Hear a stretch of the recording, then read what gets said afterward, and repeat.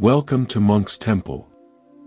Find a comfortable space to settle, a place where your body can relax and your mind can soften into the present moment. You can close your eyes gently, or let your gaze rest softly on something peaceful. There is no goal here, nothing to achieve. Simply allow yourself to be present in this quiet space we are creating together. Notice the natural, effortless rhythm of your breath.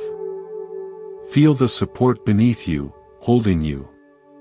Let your shoulders drop, your hands open.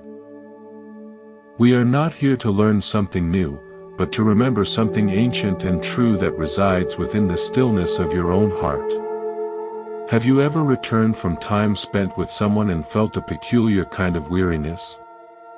Not the good tiredness from shared laughter or meaningful work, but a hollow, drained feeling, as if something vital has been quietly siphoned away. Your thoughts might feel scattered, like leaves in a restless wind. Your heart might feel heavy, not with grief, but with a vague and lingering unease. Buddhism teaches that this sensation is not your imagination. It is not a sign of personal weakness or an inability to cope. It is, in fact, a profound form of inner awareness. It is your deepest being communicating with you in the only language it truly knows, the language of sensation and energy. It is telling you, with perfect clarity, what nurtures its peace and what disturbs it. Not every soul that crosses your path is meant to take up residence in the inner sanctuary of your spirit. Some connections, however pleasant on the surface, act like a slow, constant draft in a room you're trying to keep warm. You might not see the source, but you feel the chill in your bones. The Buddha reminded us that peace is not a distant land we must struggle to reach. It is our original nature, the quiet hum of existence when we are in alignment with our true selves. It is the natural state of a mind that is not clinging or resisting. Anything that repeatedly disrupts this inner harmony, that creates a dissonant vibration in your being, is not a test of your endurance. It is a gentle, persistent teacher. It is showing you, sometimes with heartbreaking patience, what no longer belongs in the ecosystem of your life. Letting go, then, becomes perhaps the deepest act of self-loyalty. It is not a cold rejection or an admission of failure. It is you, finally choosing to honor the quiet wisdom within over the loud, familiar voices of obligation, fear, or loneliness. When you stop holding tightly to relationships that drain your light, a miraculous shift begins. The tension in your chest, the one you've carried for so long you thought it was part of you, begins to soften. Your mind, which has been like a pond stirred by constant ripples, starts to settle. The sediment of worry and reaction sinks, and the water becomes clear. And happiness does not arrive with a marching band and fireworks. It simply returns, quietly and naturally, like the dawn after a long, dark night. It was always there, waiting for the clouds to part. Tonight, we will walk a meandering path through these truths. We won't march in a straight line from problem to solution. Instead, we'll wander, we'll circle, we'll sit with these ideas from different vantage points. We'll listen to stories not as instructions, but as mirrors. My voice is merely a thread in the darkness. The real guide is your own breath, your own quiet attention. If this space of reflection feels like a haven, a place to return to when the world feels too sharp and loud, I gently invite you to subscribe to Monk's Temple. It is a way to keep this door to stillness open whenever you need it. Let's begin with the most fundamental metaphor of all, the sky. Close your eyes and picture, in your mind's eye, a vast, endless, clear blue sky. Limitless. Serene. Untouched. This sky, in the wisdom of Buddhism, is very much like your fundamental awareness, your true nature. It is boundless, peaceful, and ever-present. It is the canvas upon which the entire movie of your life plays out. Now, thoughts, emotions, memories, and the energy of other people, these are like the weather in this sky. Some are soft, fluffy white clouds of joy or contentment. Some are dark, rumbling clouds of anger or sadness. Some are beautiful, colorful sunsets of love and connection. And some people are like a particular kind of weather system. They are not a dramatic, crashing thunderstorm, those are obvious, and you'd seek shelter. They are more like a persistent, gray, overcast haze. It's not a storm. It doesn't pour rain. It just sits there. Day after day, it dims the sun, muffles the colors of the world, and casts a flat, dull light on everything. You live under this haze for so long that you begin to forget what direct sunlight feels like.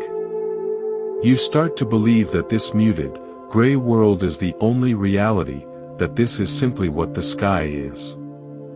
This, the Buddha taught, is a primary source of our suffering. It is not the pain of the cloud itself, but the tragic, fundamental mistake of believing you are the cloud. You forget you are the vast, open sky that contains it. The wrong people in your life can become that permanent, low-pressure weather system. Your suffering is the feeling of living under a perpetual, sunless sky, forgetting the boundless blue that is your true home. Letting go, in this metaphor, is not an act of battling the haze. You cannot punch a cloud. It is the profound and gentle remembrance, I am not this grayness. I am the sky. This haze is a condition passing through me. It is temporary. It is not who I am. This shift in identity, from the weather to the sky, changes everything. I remember a story about a master mapmaker who lived in a coastal kingdom. He was renowned for his incredibly accurate charts, used by all the great explorers. He worked in a high tower with a magnificent window facing the sea. But over decades, the window became encrusted with salt, grime, and the fine dust of the land. It was so gradual he didn't notice. His maps began to show slight errors. A coastline a few degrees off, an island misplaced. Sailors using his charts would find themselves slightly lost, confused by shores that didn't match their expectations. They blamed the sea, or their own skills, but not the mapmaker in his tower. One day, a young apprentice, after a heavy rain, took a bucket and a cloth and, on her own initiative, cleaned the great window. When the old mapmaker sat down at his table the next morning, he gasped. The clarity was shocking. He could see the exact line where the sea met the sky, the true shapes of the distant headlands, the specific colors of the water at different depths. He realized with a sinking heart that his life's work, his most trusted perception, had been filtered through a dirty lens. All the errors in his map stemmed from that one, simple, unnoticed fact. He didn't rage or despair. He spent the next year painstakingly correcting every map, not from memory, but from the vibrant, undeniable truth now visible through the clean glass. His new charts became the most trusted in the world, not because he drew new lands, but because he finally saw the old ones clearly. Buddhism teaches that our minds are like that tower window. Our perceptions, especially of relationships, become clouded by layers of habit, expectation, fear, and attachment. The salt and grime of our emotional history. The wrong people often add another thick layer to that grime. We then navigate our lives by maps drawn from this distorted view, wondering why we keep ending up on rocky shores. Letting go is the courageous, humble act of cleaning the window. It is removing the layer of distortion that a particular relationship has created. It is not about changing the landscape of the sea, the other person. It is about restoring the clarity of your own perception. Only then can you chart a true course. Let's continue our exploration, moving from the sky to the landscape of the heart. There is a powerful, often invisible force that keeps us holding on long after our inner wisdom whispers for release. We call it loyalty, duty, or love. But Buddhism invites us to look deeper, to see if what we're feeling is actually clinging disguised as virtue. Clinging is the mind's desperate attempt to make the impermanent permanent, to secure the inherently insecure. When we cling to the wrong people, we are often clinging to a memory, a potential, or a role we play, rather than the living, changing reality before us. It's like being a gardener who becomes attached to a particular idea of a garden. You envision a rose garden, full of fragrant, crimson blooms. So you plant roses. But the spot you've chosen is shaded, the soil is acidic and wrong. The roses struggle, producing only small, pale flowers. Instead of accepting that this is not a place for roses, you pour more and more effort into it. You buy special fertilizers, you rig up artificial lights, you spend hours each day tending to these struggling plants, all while ignoring the patch of fertile, sun-drenched earth nearby where wildflowers are spontaneously bursting with joyful color. Your suffering isn't caused by the roses, or the shade. It's caused by your rigid attachment to the idea of a rose garden, and your refusal to see what the land itself is offering you. The wrong people can be like those struggling roses. You have an idea of what the relationship should be, loving, supportive, reciprocal, and you pour immense energy into trying to force reality to match that idea, while ignoring the clear evidence that the conditions for that particular flower simply do not exist here. Letting go is the moment you put down the fertilizer bag and the artificial light. It is stepping back and seeing the whole garden. It is the compassionate decision to stop forcing life where it cannot thrive, and to turn your attention instead to what is already alive and wanting to grow within you. The Buddha taught that attachment is the root of suffering. This doesn't mean we shouldn't love or care. It means we suffer when our happiness depends on controlling something we cannot control. Another person's behavior, their feelings, their presence. When you tie your peace to someone who is inconsistent, critical, or draining, you hand them the remote control to your inner weather. They have the power to bring on a storm with a word, or a drought with their silence. Letting go is taking back the remote. It is saying, my peace is my own responsibility. I will no longer give you the power to switch it off. I recall a tale of a village built around a singular, ancient bell. The bell hung in a high tower and was rung only to mark the most important moments, the changing of the seasons, times of celebration, or warning of danger.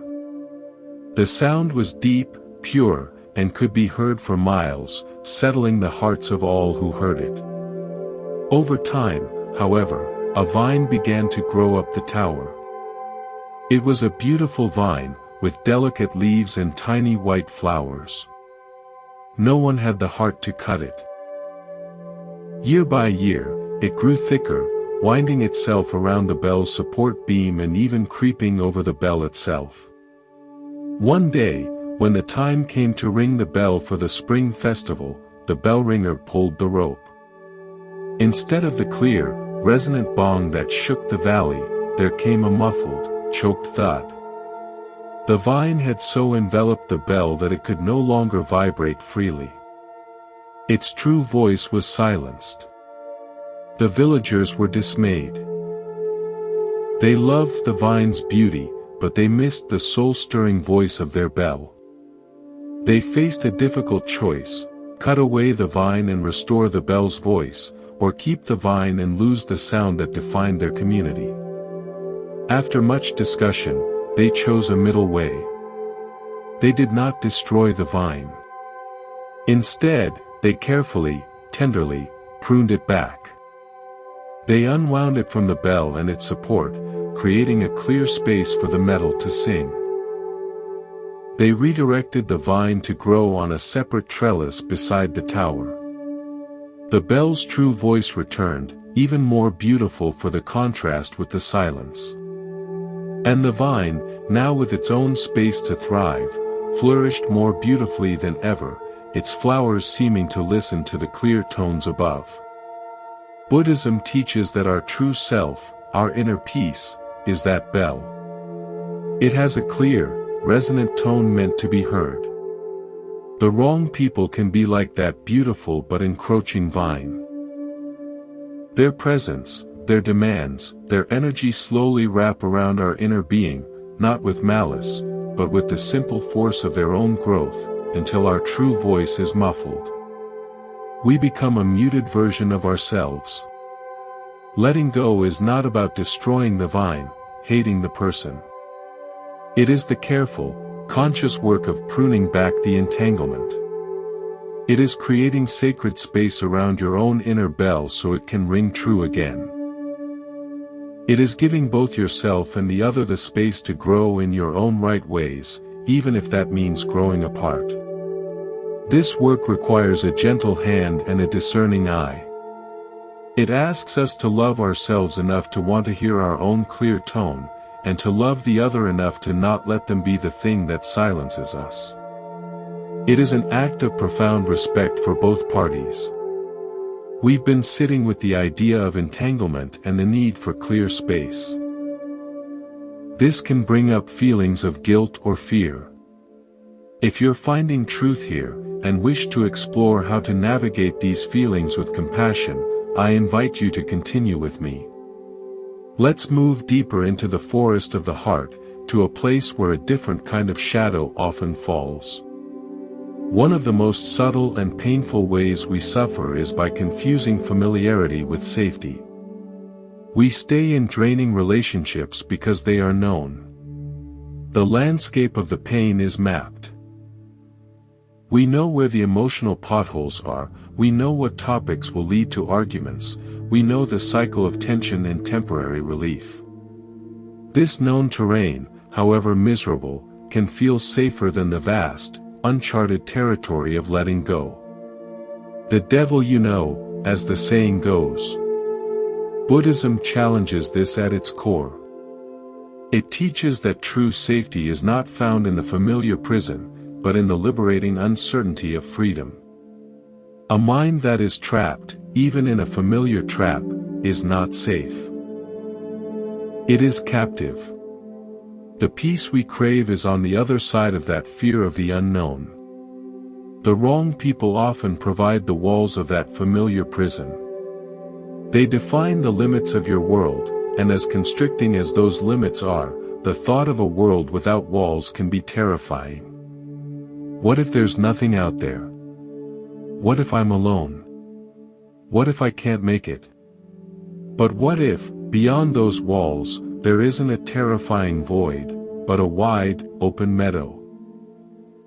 What if the nothing you fear is actually everything waiting for you? Letting go is the brave step of walking out of the familiar, cramped cell and into the spacious, unknown daylight.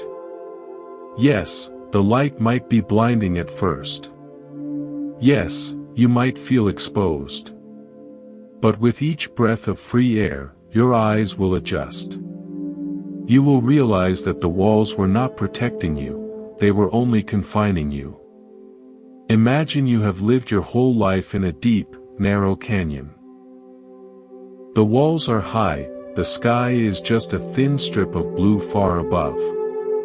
You know every rock, every echo. It feels like the entire world.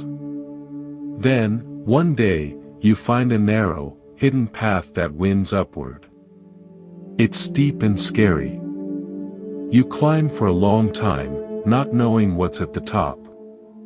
Finally, you emerge onto a high, open plateau. The view takes your breath away. Mountains stretch to the horizon under an immense, boundless sky. You can see for miles in every direction. The world is not a narrow strip, but an endless expanse. The canyon was not your world, it was just a small part of it you had mistaken for the whole. The wrong people can keep you believing your canyon is the only reality. Letting go is finding that path and having the courage to climb it. I once heard a story about a master jeweler who was given a lump of rough, uncut stone. It was dull, gray, and unremarkable. Everyone who saw it thought it was worthless. But the jeweler felt a strange certainty. He placed the stone on a velvet cloth and, for days, he did not touch it with a tool. He simply sat with it, observed it in different lights, turned it in his hands. He was looking not at the rough exterior, but into it, sensing its potential structure. Finally, he took his finest diamond-tipped saw and made a single, precise cut. Inside, revealed like a secret, was the most magnificent amethyst geode anyone had ever seen. A cavity lined with thousands of perfect, deep purple crystals, glittering in the light. The true treasure was not the solid rock everyone saw, but the beautiful, empty space held within it. The Buddha's teachings often point to this paradox, the value of space. The wrong people fill our inner space with noise, drama, and demands, like packing that geode with more dull rock. We feel heavy, solid, and dull. Letting go is that precise, courageous cut. It is creating an opening.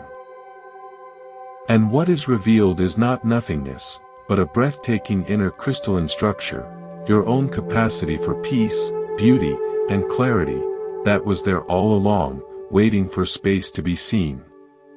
The loneliness you fear is just the initial shock of seeing that sacred, empty space within yourself. But that space is not empty of value, it is empty of clutter. It is where your true gems are found. This is a powerful shift in understanding. We are taught to acquire, to hold on, to fill our lives. Buddhism teaches that liberation often involves creating space, letting go, and discovering the beauty that was hidden by all the stuff we accumulated. The relationship you release might feel like a loss, but you are making room to discover the amethyst cave of your own soul. This part of the journey asks for trust. Trust that the space you create will not be a void, but a sanctuary. It requires faith in your own inner richness, which has been waiting for room to breathe. Does this idea of sacred space within resonate with you?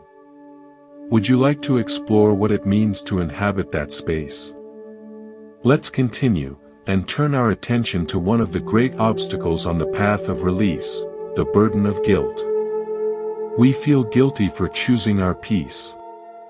We feel guilty for setting a boundary. We feel guilty for walking away, as if we are breaking an unspoken contract that says we must endure. We have been taught that self-sacrifice is the highest virtue. Buddhism refines this teaching with the crucial lens of wisdom. The Buddha taught compassion for all beings, and that explicitly includes yourself. You are not excluded from the circle of compassion. Allowing yourself to be emotionally depleted or mistreated is not compassion, it is a misunderstanding that ultimately harms both you and the other person. True compassion is wise. It recognizes that you cannot give what you do not have. If your inner well is poisoned by resentment and exhaustion, what flows from it will not be clean, refreshing water. It will be bitterness. Staying in a harmful relationship, for the other person's sake, often breeds a hidden resentment that poisons the connection from the inside. It is not kindness, it is dishonesty wrapped in the appearance of sacrifice. The most compassionate act is sometimes to be honest, to say, through your actions if not your words, this dynamic is harming me. I cannot continue in this way. For the dignity of both of us, I need to step back. Imagine you are a lighthouse keeper. Your primary duty is to keep the light burning brightly and steadily, for the safety of all ships at sea. One stormy night, a ship repeatedly rams itself against the rocks near your lighthouse, ignoring the beacon. The captain signals, demanding you come out in a small boat and physically push his ship away from the rocks. To attempt this would be to abandon your post, endanger your own life, and likely fail to save the ship anyway. The wise, compassionate choice is to stay at your post. To keep the light shining as brightly as possible. To signal for other help if you can. But not to destroy yourself in a futile attempt to override someone else's poor navigation. The wrong people are often like that ship. They are crashing against their own rocky shores, and they demand you leave your lighthouse, your center, your peace, to rescue them from consequences they are creating. Letting go is the firm, compassionate decision to stay at your post. To tend your own light. Your steady, unwavering presence is the truest help you can offer. If they choose to see the light and steer accordingly, they may save themselves. But that is their journey to navigate. I recall a parable about two gardens separated by a low fence. One gardener, Anya, tended her garden with care.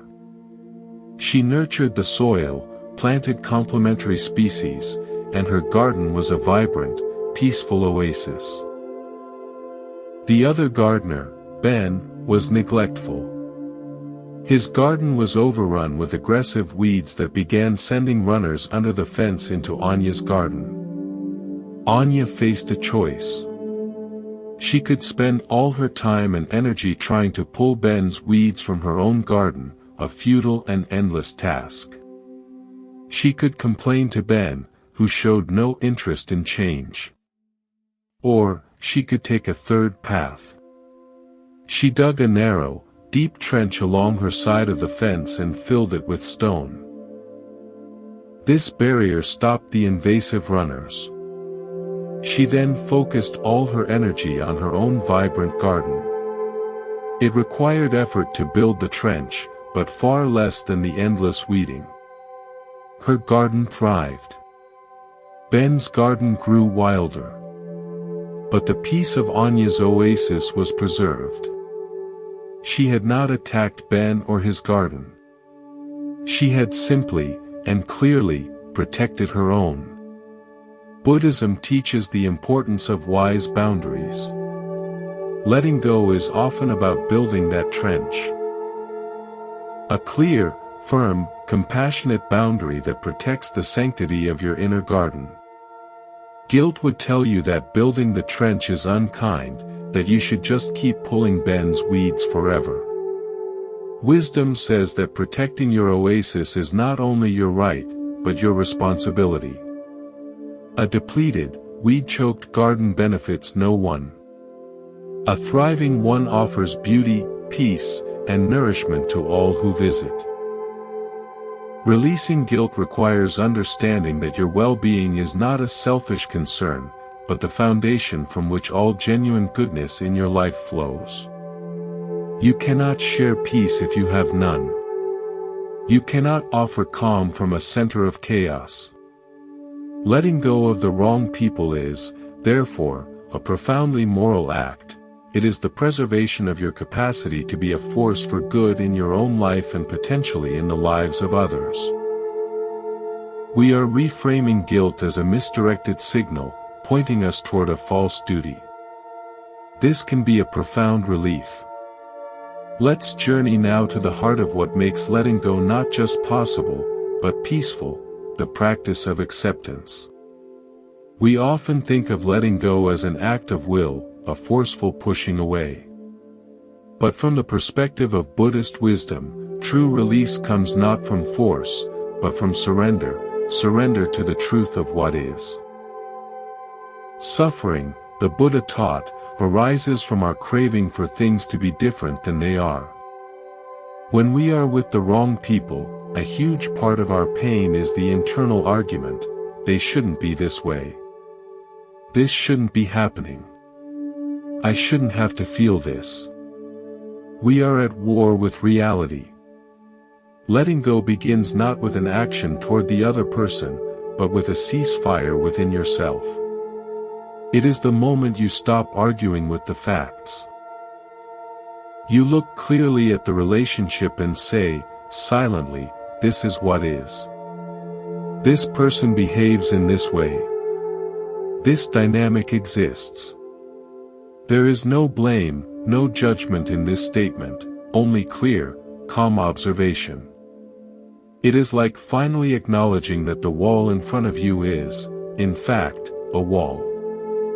You stop trying to walk through it, stop banging your head against it, stop begging it to become a door. You simply see, wall. And in that clear seeing, a natural response arises. You turn and walk along it to find an opening, or you decide to build a door somewhere else. The suffering was in the head banging, not in the wall. Acceptance is not approval. It is not saying, it's okay that this wall is here blocking my path. It is saying, the wall is here. Denying it is causing me more pain than the wall itself. This shift from resistance to clarity is everything. From clarity, action is simple, clean, and free of angry drama. Think of yourself as a tree in a changing wind. The wrong person is like a harsh, constant wind from one direction. Resistance is you straining your trunk, trying to stop the wind from blowing, fighting against its nature. It's exhausting and weakens your roots. Acceptance is you acknowledging, the wind is blowing from the north. That is its nature. With that acceptance, you can do something sane. You can deepen your roots for stability, you can allow your branches to flex so they don't break, or you can even, if possible, plant yourself in a more sheltered spot. You work with reality, not against it. I once heard a story about a farmer whose field was bisected by a large, immovable boulder. For years, he cursed the boulder. It made plowing difficult. He wasted energy trying to dig it out with tools too weak for the task. He resented it every time he passed. It became the focus of his frustration. One particularly wet spring, the rain collected in a depression on one side of the boulder, creating a large, persistent puddle. Mosquitoes bred there. The farmer's frustration peaked. But then, his young daughter came to the field. She saw the puddle and laughed. "Look, father. A pond for the ducks." She began bringing old bread to feed the wild ducks that had discovered it. The farmer was struck. He had only seen the boulder as an obstacle. He had never accepted its permanent presence and looked for what it made possible. He stopped fighting it. He deepened the puddle into a proper small pond, stocked it with fish, and planted reeds around the edge. The boulder, which he once hated, became a scenic feature beside a small thriving ecosystem that benefited his farm. He had accepted the unchangeable fact of the boulder, and in doing so, transformed his relationship to it from one of conflict to one of coexistence. Buddhism teaches that our problems are often like that boulder. The wrong people, with their fixed behaviors, are boulders in the field of our life. We exhaust ourselves trying to remove them, to change their fundamental nature. Acceptance is the radical step of stopping the struggle. It is looking at the boulder and saying, "You are here. I cannot move you. What is possible now?" This shift can lead to creating a beautiful pond, setting a firm boundary, finding a new way to relate. Or it can lead to the realization that you need to farm a different field altogether, letting go entirely. But the peace comes from the end of the futile struggle. This kind of acceptance is a deep relaxation into truth. It ends the inner civil war. And from that peace, all wise and compassionate action flows. This relaxed acceptance is not passive. It is the most powerful ground from which to act, because your actions are no longer reactions born of frustration, but responses born of clear sight. Consider another metaphor, your life as a stream. The wrong person is a rock in your stream. You can spend all your energy being the water that crashes against the rock, frothing and churning in protest. This is resistance. It is exhausting and changes nothing about the rock. Acceptance is being the water that simply flows around the rock. It acknowledges the rock's presence, adapts its course gracefully, and continues on its way, clear and purposeful. The water does not hate the rock, it simply knows how to move with the reality of the landscape. In time, the gentle, persistent flow of acceptance may even smooth the rock's rough edges, but that is a side effect, not the goal. The goal is to keep flowing, to keep moving toward the ocean of your own peace. Buddhism invites us to become like that water.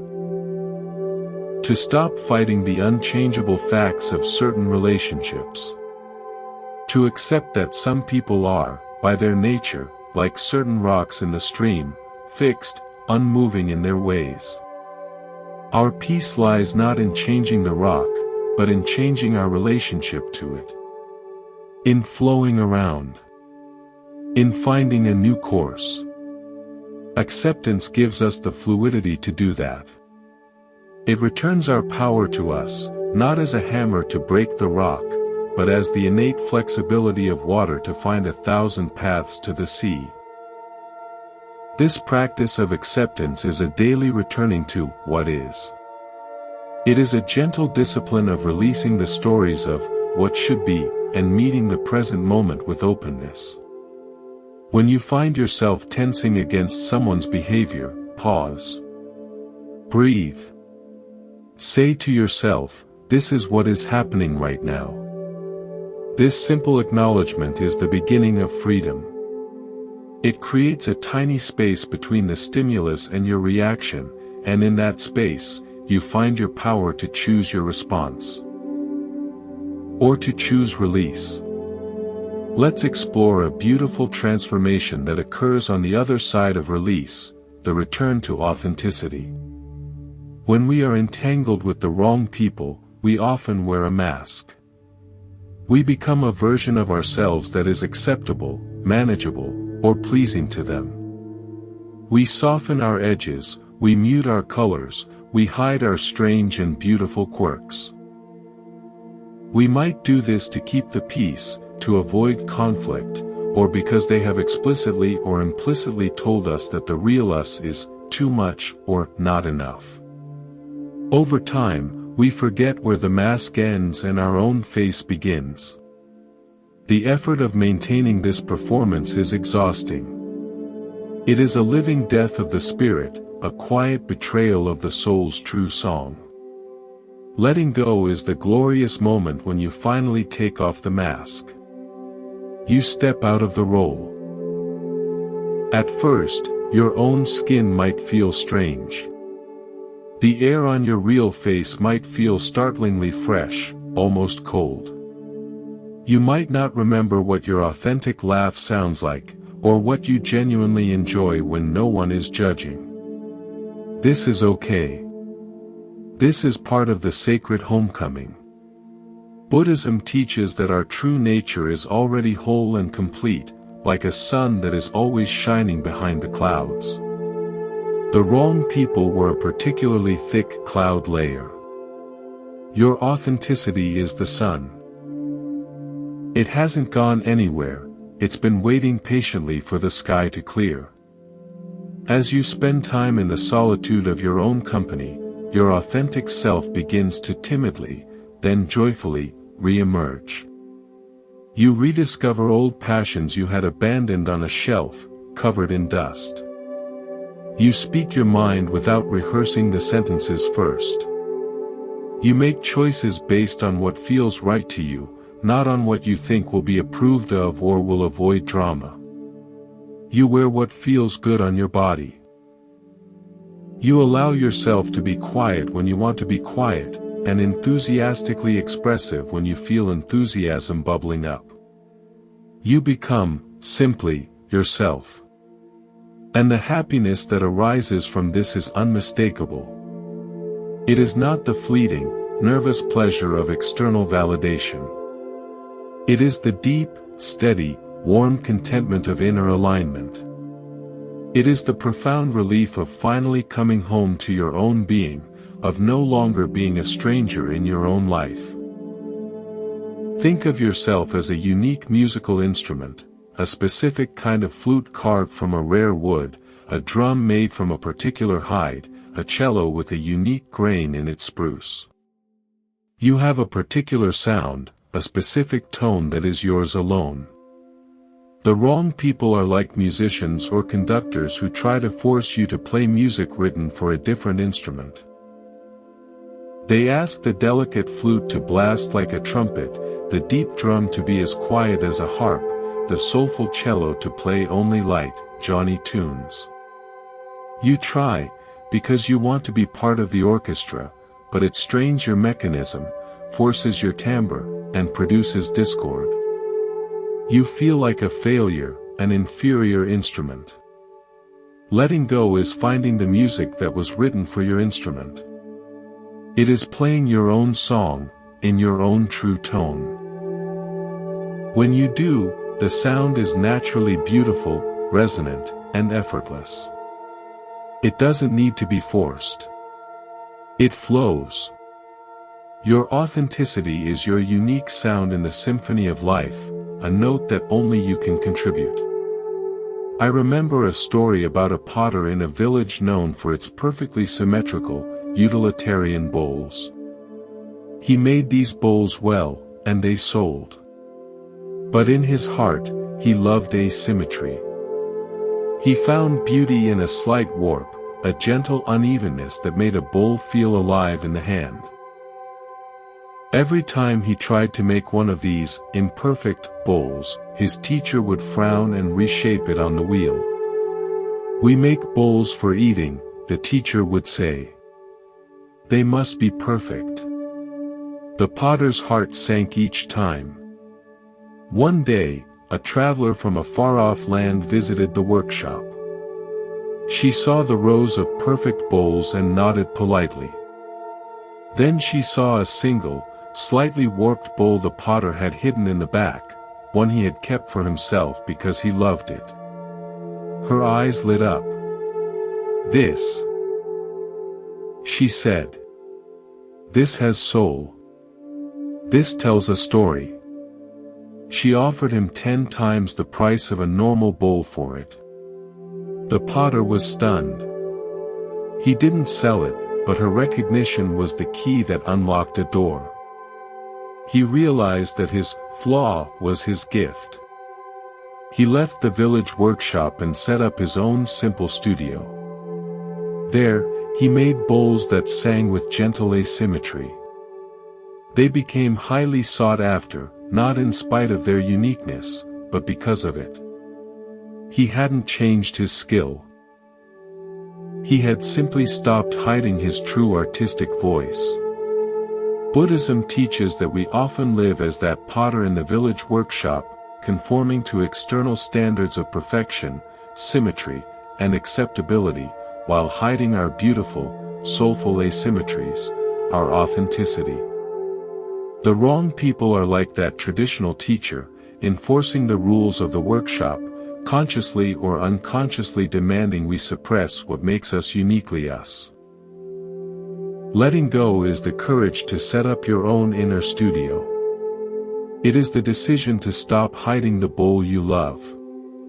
It is offering your unique shape to the world, trusting that those who truly appreciate soul will find you, while those who only want perfect symmetry will simply move on. Your authenticity is that beautiful, uneven bowl, perfect in its imperfection, valuable because it is true.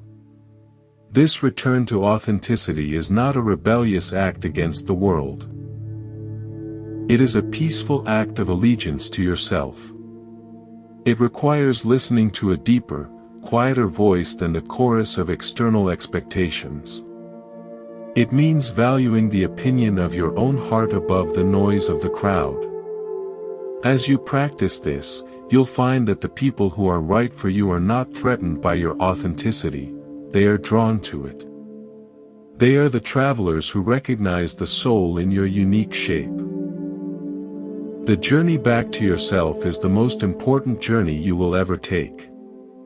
Every step of letting go clears the path a little more, until you are walking freely on your own road, singing your own song, shaped in your own beautifully asymmetrical way. Let's turn our attention now to a quiet but essential companion on the path of letting go, patience. We often expect that once we make the decision to release what no longer serves us, we should immediately feel light, free, and transformed. But the mind and heart have their own rhythms of healing, their own seasons of adjustment. Buddhism teaches the importance of patience, not as passive waiting, but as an active, gentle allowing, a trust in the natural unfolding of things. Imagine you have just cleared a patch of overgrown land. For years, it was choked with weeds and tangled vines. The wrong people, the draining patterns. You have finally cleared them away. The soil is turned, the space is open. But it would be unreasonable to expect a lush, flowering garden the very next day. First, the soil must rest. It must absorb sunlight and rain. Then, you must plant seeds, seeds of new habits, seeds of self-care, seeds of peace. And then, you must water them with your attention and protect them with your boundaries. Growth happens underground, invisibly, before anything breaks the surface. This process cannot be rushed. Impatience here is like digging up the seeds every day to see if they've sprouted, it only ensures they never will. The period after letting go is that time of invisible growth. You may feel the empty space more than you feel the new life. This is where patience becomes your practice.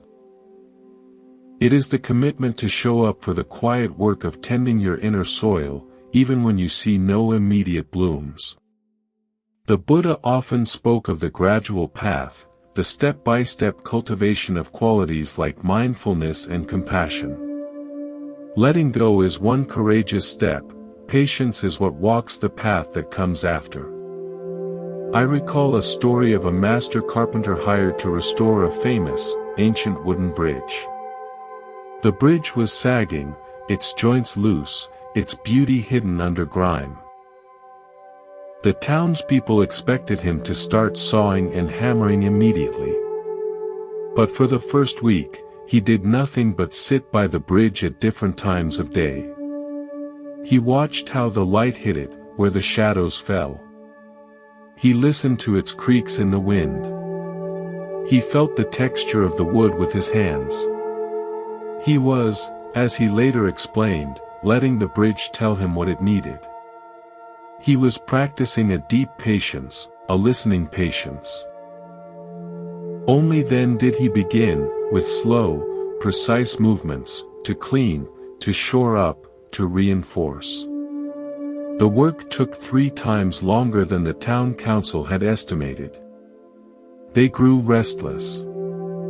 But when the work was complete, the bridge didn't just function, it gleamed with its original grace, stronger than ever, its integrity restored for generations. His patience had allowed him to work with the bridge's essence, not just on its problems. When we let go of the wrong people, we are restoring the bridge of our own spirit. Impatience would have us slap on quick fixes, jump into a new relationship, numb the loneliness with distraction, pretend we're fine before we are. But the patient, restorative approach is to sit with ourselves first. To listen. To feel where the real weaknesses and strengths are. To understand what true support looks like. This patient listening is how we rebuild with integrity, not just with haste. The wrong people often forced us into quick, reactive patterns. Patience is the antidote, the slow, loving attention that true healing requires. Buddhism sees patience as an active form of wisdom. It is the understanding that all things ripen in their own time, including your own heart's healing. It is the compassionate refusal to bully yourself into being over it before you are. By embracing patience, you honor the depth of your own experience. You say to yourself, this transformation is important. It will take the time it takes. I will be gentle with you along the way. In this atmosphere of patient kindness, happiness doesn't just return, it puts down deep, unshakable roots. Let's explore a concept that is both a tool for letting go and a result of it, mindfulness. At its core, mindfulness is simply the practice of paying attention to the present moment, on purpose, without judgment. It is the faculty of awareness that allows you to see the dirty window or the entangling vine in the first place. Buddhism teaches that much of our suffering is lived on autopilot. We react out of old habits, old wounds, old stories. We are not truly present to what is happening now, we are lost in memories of the past or anxieties about the future. When it comes to the wrong people, mindfulness is your most powerful ally. It allows you to notice the subtle sensations in your body when you are with them, the tightening in your chest, the shallow breath, the knot in your stomach. These are the messages from your inner intelligence, speaking before your thoughts can rationalize them away. Mindfulness lets you observe your own thoughts about the relationship without getting swept away by them. You can see the story, I have to fix this, or I can't leave, as just a thought, a passing cloud in the sky of your awareness, not an absolute truth you must obey. Letting go, from a place of mindfulness, is not a dramatic, emotional explosion. It is a series of small, conscious choices made from clear seeing. You mindfully notice you are drained after a conversation. You mindfully choose not to share vulnerable information the next time, protecting your energy. You mindfully observe your own guilt arising and, instead of acting on it, you simply breathe and let it be. Each mindful choice is a thread of the old entanglement being loosened. Over time, through consistent, gentle awareness, the knot unravels itself. Think of mindfulness as a soft, steady light you carry into the dark corners of your habits. You shine it on your people-pleasing impulse. You shine it on your fear of being alone. You shine it on the exact moment you start to compromise your truth to keep someone comfortable. In that light, these automatic patterns lose their power. They are seen for what they are, conditioned reactions, not commandments. You create a space between the trigger and your old, automatic response. And in that space, you find your freedom to choose differently. You find the choice to let go. There is a beautiful parable about a village watchman. His job was to walk the walls of the village at night, carrying a lantern. For years, he walked the same route, his feet knowing every stone. One night, a traveler asked him, "What are you looking for?" The watchman, startled, said, "I look for intruders, for danger." The traveler said, "And do you ever look at the lantern itself?" The watchman laughed. "Why would I? The lantern is what I see with. It shows me everything else." But the question haunted him. The next night, as he lifted his lantern to begin his rounds, he paused. For the first time, he truly looked at the lantern, the warm glow of the flame, the craftsmanship of the metal, the way the light radiated from its source. In that moment of turning his attention to the source of light itself, his entire experience changed. The walls, the path, the distant trees were still there, but they were held in a new, more vivid awareness. He realized he had spent his life looking at what the light fell upon, never appreciating the light itself. His mindfulness, his awareness, was that lantern. He had been using it to scan for problems outside, but had never rested in its illuminating presence. In our lives, we are often like that watchman. We use our awareness to scan other people, their moods, their judgments, their potential reactions. We are obsessed with the objects the light falls upon. Mindfulness in the Buddhist sense is the practice of turning the light around. It is resting in the awareness itself. It is feeling the quality of your own presence. When you do this, the intruders, the anxious thoughts, the guilt, the fear of loss, are still seen, but they are no longer the central focus. They are just passing shapes in the steady, warm light of your own conscious being. From this centered place, letting go becomes natural. You are not losing something in the dark. You are simply realizing that your peace resides in the light you carry, not in the shadows it temporarily illuminates. Now, let's consider the ultimate purpose of this entire journey, the cultivation of fearlessness. This may sound like a strong word, but in the Buddhist sense, it doesn't mean the absence of fear. It means the courage to be present with fear without letting it dictate your choices. The wrong people often have a hidden power over us because they tap into our deepest fears, the fear of abandonment, the fear of being unlovable, the fear of failure, the fear of facing ourselves. We stay in draining connections because, at some level, we are afraid of who we would be or what would happen without them. Letting go, therefore, is one of the most direct paths to developing this spiritual fearlessness. It is the conscious decision to walk into the very thing you are afraid of. The silence, the solitude, the uncertainty, and to discover that you are still there. You are still breathing. You are still capable of joy.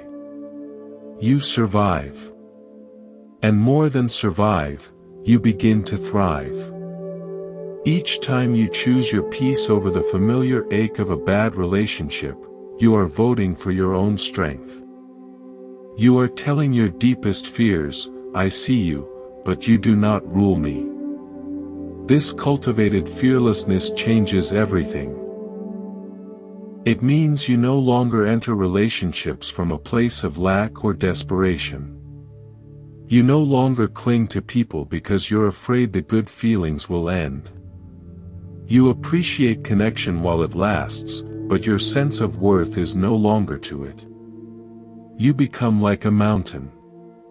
Storms of emotion or circumstance may swirl around you, people may come and go, but your core remains steady, grounded in the awareness of your own inherent worth and capacity for peace.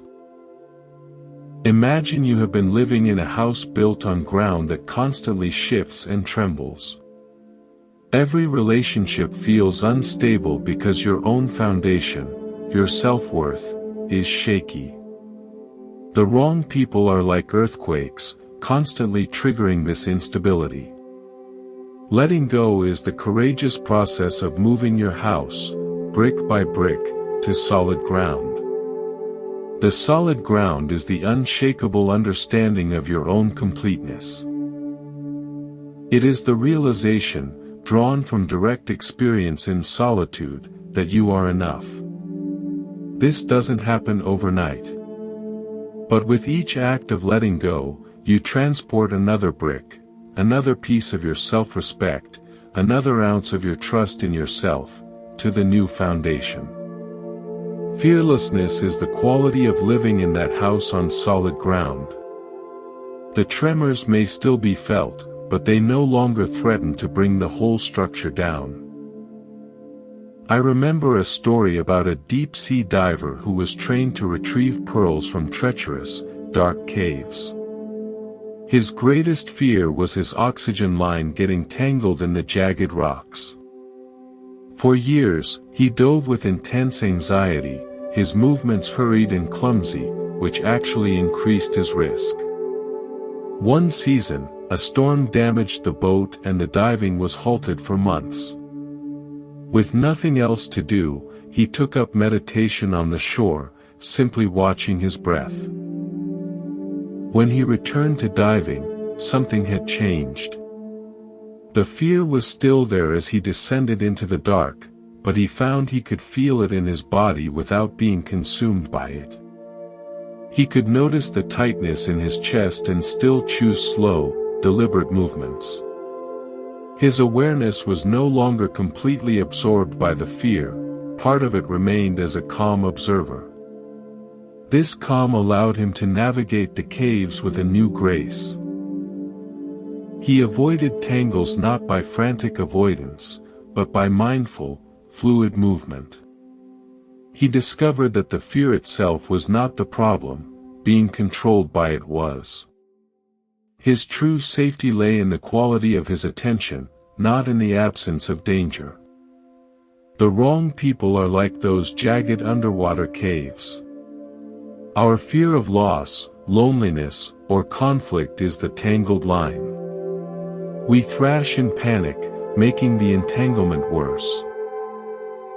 The practice of letting go, supported by mindfulness and patience, is like that diver's meditation.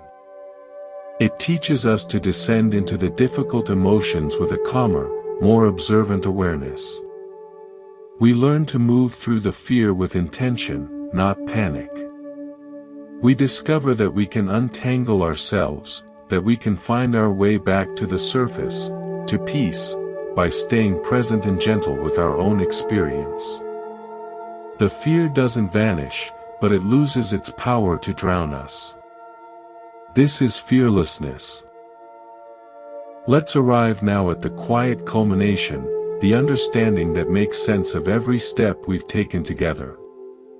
Happiness does not begin when the right people arrive. Happiness begins the moment you stop allowing the wrong people to occupy the space where your peace should live. This is the liberating insight at the heart of the Buddha's teaching on suffering and its end. We search for happiness as if it were a destination, something to be found in the perfect configuration of our external world, the perfect partner, the perfect circle of friends, the perfect family. But the Buddha pointed relentlessly inward. He taught that the peace we seek is not manufactured by rearranging our external world, it is uncovered by ceasing to disturb our internal world. Letting go of the wrong people is not an act of loss. It is an act of creation. You are creating space. You are creating silence. You are creating the necessary conditions for your own innate happiness to rise to the surface, like a lotus rising from muddy water. That happiness was never out there, dependent on someone else's behavior or presence. It was always, in here, a latent potential within you, buried under layers of attachment, fear, and mistaken identity. Each time you choose peace over drama, clarity over confusion, self-respect over approval-seeking, you are scraping away one of those layers. You are not building happiness, you are revealing it. Think of it as tending a fire on a cold night. The wrong people are like those who constantly pour water or wet leaves onto your fire. They may not mean to, they might just be carrying their own dampness or carelessness. But if you want to stay warm, you must eventually build a small wall to shield your fire, or move your fire to a drier spot. Letting go is building that wall. It is not about the people with the water, it is about your fundamental need for warmth, for light, for sustenance. Your happiness is that warmth. It is your birthright. Protecting it is your most sacred and wise responsibility. So, the journey we've walked. Through awareness of the sky and the weather, through the careful pruning of vines, through the patient acceptance of boulders, through the mindful turning of the light, through the courageous cultivation of fearlessness, and finally to the joyous return to your authentic self, this is not a path of rejection. It is a path of homecoming. Every step is a step back to yourself. The wrong people were signposts that had fallen over, pointing you in the wrong direction. Letting go is the act of writing the signpost so it points true, with one simple word, home. I will leave you with one last, simple story. A traveler came to the edge of a wide, peaceful river at dusk. On the far bank, he could see the lights of a village, warm and inviting. He needed to cross, but there was no bridge. He saw a small boat tied to a post on his side. It was old, leaky, and half full of muddy water. This will have to do, he thought. He climbed in and began to bail out the water with his hands. It was slow, cold work. For every handful he threw out, more seeped in through the cracks. He was so focused on bailing the leaky boat that he didn't see the sturdy, clean ferry that made regular crossings just 100 yards downstream. An old fisherman on the bank called out to him, "Friend, why are you trying to cross in that old thing? The ferry will take you for free." The traveler, shivering and frustrated, snapped, "I've already started. I've invested time in this boat. I'll get it across." And he went back to his futile bailing as the sky grew dark and the water seeped in. The Buddha's teaching is the call of the old fisherman.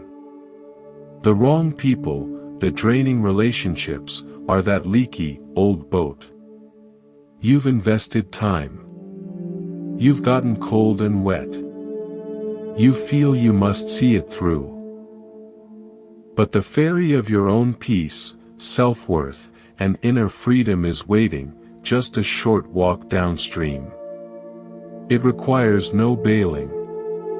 It offers a dry, safe, effortless crossing. Letting go is the humble, wise decision to step out of the leaky boat, onto the solid bank, and walk toward the ferry. It is the recognition that your investment of time does not obligate you to drown. Your destination, peace, happiness, home, is what matters. Choose the vessel that can actually get you there. Welcome to Monk's Temple. May you carry this understanding like a gentle light in your heart. May you have the compassion to step out of the boats that are taking on water. May you remember, in moments of doubt or weariness, that you are the vast sky, not the passing storm. The happiness you seek is not ahead of you on the path. It is the peace you feel with each step when you are finally walking in the direction of your own true north. The journey of letting go is complete. But the journey of living from that clear, open, fearless space is just beginning. It is a journey you walk not away from something, but toward everything you have always been. Rest now. Breathe. You are home.